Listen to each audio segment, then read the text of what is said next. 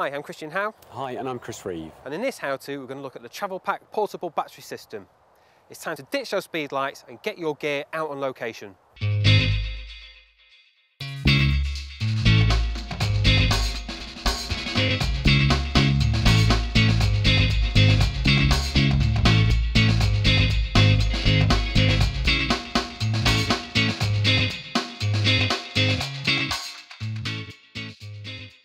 It's great to shoot on location, but as usual, a bit of forward planning and preparation can really help you get that perfect shot. Don't forget to charge your equipment and make sure it's fully functional before heading out. Check the weather. It sounds really obvious, but don't forget to check what the forecast is before you head out. Permission. Don't forget to check whether you need a permit or permission to shoot. Security. Keep an eye on your equipment when you're out and watch out for curious members of the public. Make sure that you have adequate insurance.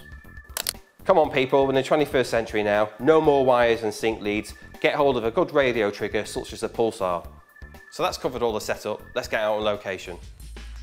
So we've bought a single travel pack and a head outside. We've got the model, we've got a car, and we've brought the camera. The whole idea now is to use that single head, lots of flash, drag the shutter and really get a dramatic shot. Okay, so what I'm going to do now is literally take a couple of shots without the flash and you can see just how underexposed the shot will actually be.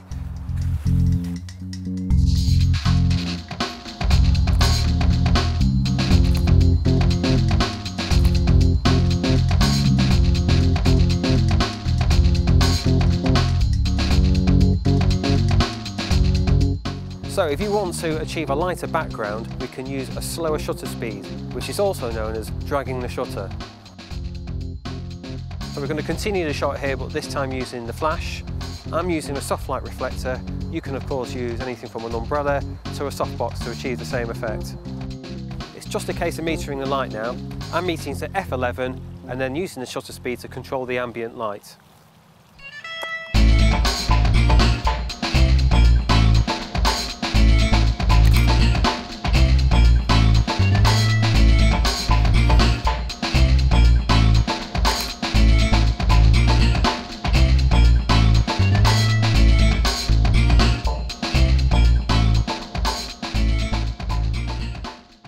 What we're looking at now is a location.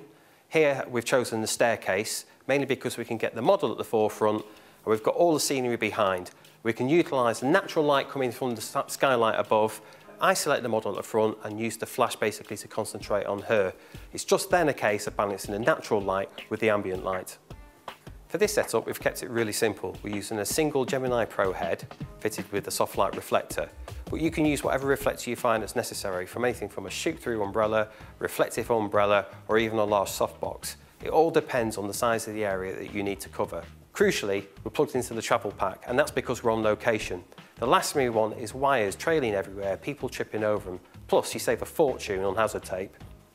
There are a couple of ways in which we can do this. We can either use a high ISO, with a shorter shutter duration and less flash. That's quite good if you've got a slightly moving subject. Or we can use a lower ISO, a longer shutter and more flash. Obviously, the downside of that is if your subject moves, you're going to get motion blur. Now you've metered up, got all your settings correct, let's shoot.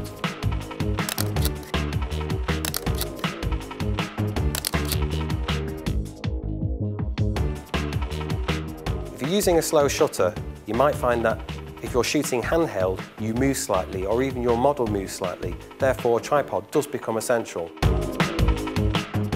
That's it. It's really quick and simple. Once you've nailed the basics, you should now feel confident enough to start experimenting yourself.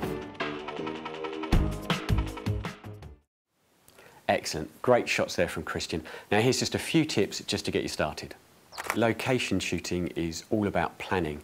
First of all, write a list of all the things that you're going to need on the shoot. On the day of the shoot, check it again, check it once more. And don't forget to check it all after the shoot, because you can easily leave something behind. When on location, always get permission. If you're shooting in a major city, say London, and you're going to use a tripod, you will need a filming licence.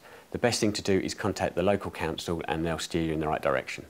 So here's a favourite one of mine. Recently shot a cricketer up in Durham and we used 5 Explorer batteries. You can never ever have enough spare batteries. So here's another one that my assistants have learned the hard way.